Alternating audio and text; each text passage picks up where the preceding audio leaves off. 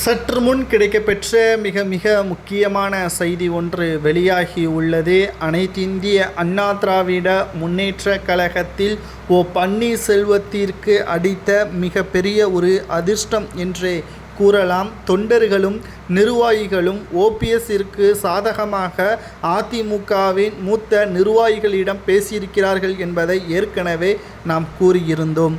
இன்றைக்கு எடப்பாடி அதிமுகவின் கிளை செயலாளர்களை சந்திப்பதாக இருந்தது. சுமார் 140 கிளை செயலாளர்களில் 40 கிளை செயலாளர்கள் மட்டும்தான் கலந்து கொண்டு எடப்பாடியை சந்தித்துள்ளார்கள். 100 கிளை செயலாளர்கள் எடப்பாடியை சந்திக்கவில்லை. அதற்கு காரணம், எடப்பாடியை சந்தித்தால் எடப்பாடி சொல்வதை கேட்க வேண்டும், வெற்றி அடைவதற்கான அனைத்துமே இவர்கள் கை காசை போட்டு செயல்படுத்த வேண்டும். ஆனால் களத்தில் இருக்கக்கூடிய கடைமட்ட தொண்டர்கள் கூறுவது என்னவென்றால், அதிமுகவை ஒன்றில்லை, அதிமுகவை ஒன்றிணைக்க முடியவில்லை, நீங்கள் கிளை செயலாளராக இருந்து என்ன செய்ய போகிறீர்கள், யாருக்கு சாதகமாக தேர்தலில் பிரச்சாரம் மேற்கொள்வீர்கள், எடப்பாடி கெட்டவர் என்று ஓபிஎஸ் ஒரு பக்கம் கூறுகிறார், ஓபிஎஸ் கெட்டவர் என்று எடப்பாடி கூறுகிறார், மறைந்த முதல்வர் ஜெயலலிதா அவர்கள் ஓபிஎஸ் தங்கமானவர் என்று பெயர் சொல்லிவிட்டு மறைந்து விட்டார், தாம் யாரை வைத்து பிரச்சாரம் செய்ய வேண்டும் என்று தொண்டர்களை கேட்கக்கூடிய கேள்வியாகவே மாறிவிட்டது. இதுதான் ஓபிஎஸ்ஸிற்கு அழியா செல்வமாக நம்மால் கூற முடியும். ஏனென்றால் எடப்பாடி நேற்று வந்தவர், ஜெயலலிதா அவர்களது காலத்தில் ஓரமாக இருந்தவர்.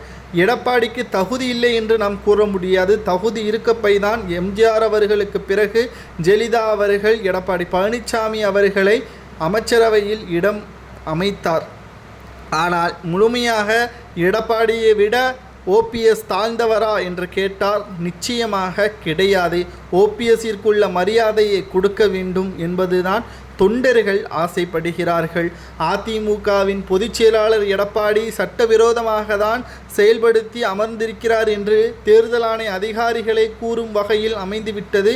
எடப்பாடி பேச்சை நாங்கள் எதற்காக கேட்க வேண்டும் என்று தொண்டர்கள் போர்க்கொடியை தூக்க ஆரம்பித்து விட்டார்கள். இது ஓபிஎஸ்ஸிற்கு கிடைத்த நல்ல செய்தி. ஏனென்றால் அதிமுகவின் எதிரி திமுக தான் என்று இருந்து கூறப்பட்ட நிலையில் அதிமுகவின் மோசமான தீய சக்தியாக எடப்பாடி செயல்படுகிறார் என்பது தொண்டர்களது மனதில் பதிந்துவிட்டதால் கடைமட்ட தொண்டர்கள் பிரச்சாரங்கள் மேற்கொள்ளாமல் அதிமுகவின் வெற்றி வாய்ப்பு என்பது கடினம். கிளை செயலாளர்கள் வராததால் அதிருப்தியில் இருக்கிறார். இதனால் மூத்த நிர்வாகிகளுடன் ரகசிய மீட்டிங்கையும் ஏற்பாடு செய்திருக்கிறார் எடப்பாடி. இதை பற்றி உங்களது கருத்துக்களை கமெண்ட் வாயிலாக கூறுங்கள்.